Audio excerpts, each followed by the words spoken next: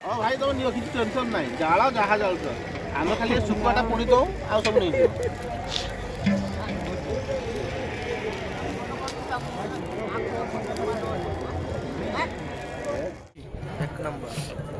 ଆମେ ରୋଷେଇ କଲେ କେଇଟାରେ ଦେଖ ଆମର ସମସ୍ତଙ୍କର ଖାଇବା ଏ ରୋଷେଇ ସରିଲା 2ଟାରେ ଖାଇ ପିଇ ଶୋଇକି ବୁଡ଼ ପକେଇବା ଗଲେଣି ଆମର ଖାଇବା ଚାଲିଛି। ଆକୁ କହନ୍ତି ମଜା 3ଟା 14ରେ ବର୍ତ୍ତମାନ ଖାଇବା ହେଲା। ଟିକେ ଡବଲ ଚୁଲା ହେଇଥିଲା ହେଲା ଡବଲ ଚୁଲା ହେଇଥିଲା ଖାଇବା ଏଇଠି ହେଲା। ନଣ୍ଡା ମୁଣ୍ଡ କାଢ଼ବେ ସେଇଠି ନଣ୍ଡାର ଆର ବାଡ଼ିଆ ପିଟା ଏଇଠି ହେଇଗଲାଣି।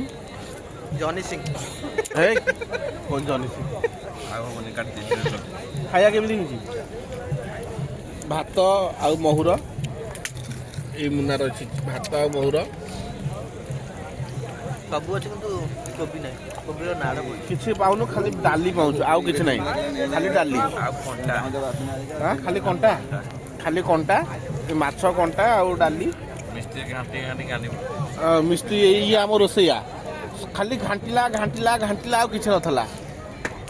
ନାକ ଆଡ଼େ ଦେଖ ଖାଲି କରେ ଧୂଆଁ ଆଗରେ ବଇଛି ନିଆଁ ନାଗି ଯାଉଛି ତାର କାନ୍ଦୁଛି।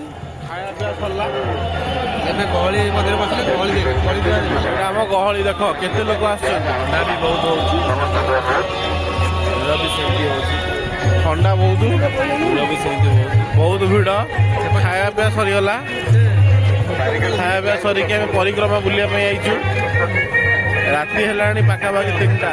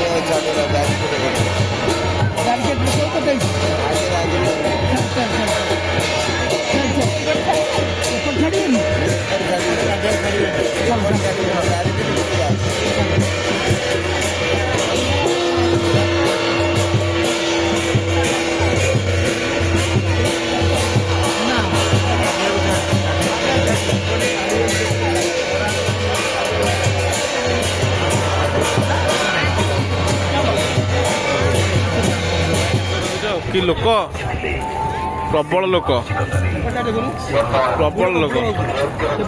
ହଁ ଦେଖ ଏଇଠି ବୁଡ଼ ପଡ଼ିବ ବୋଲିକା ଠାକୁର ଗାଧେଇଲା ପରେ ବୁଡ଼ ପଡ଼ିବ।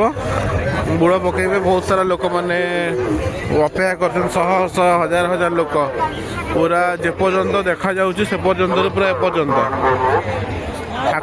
ଠାକୁର ଗାଧେଇବେ। ଆଲାଉନ୍ସ ମାଇକ୍ରେ ହେଉଛି ଠାକୁର ଗାଧେଇଲା ପରେ ଲୋକମାନେ ବୁଡ଼ ପକେଇବେ। କେତେ ଲୋକ ରାତିରେ ସବୁ ଖାଇ ପିଇ ମାଟି ହାଣ୍ଡିରେ ନିୟମ ଅଛି ମାନେ ଆଗ କାଳରୁ ପରମ୍ପରା ରହିଆସିଛି। ରାତିରେ ଆସିବେ ଖାଇବେ ପିଇବେ ରହିବେ ମାଟି ହାଣ୍ଡିରେ ରୋଷେଇ କରିବେ ହାଣ୍ଡି ଲାଷ୍ଟକୁ ବାଡ଼େଇବେ। ଆଉ ଏବେ ସବୁ ସରିଲା ଆମର ତ ଏବେ ସରିଲା ଲୋକଙ୍କ କେତେବେଳେ ସବୁ ସରିଲାଣି ଠାକୁର ଅପେକ୍ଷା।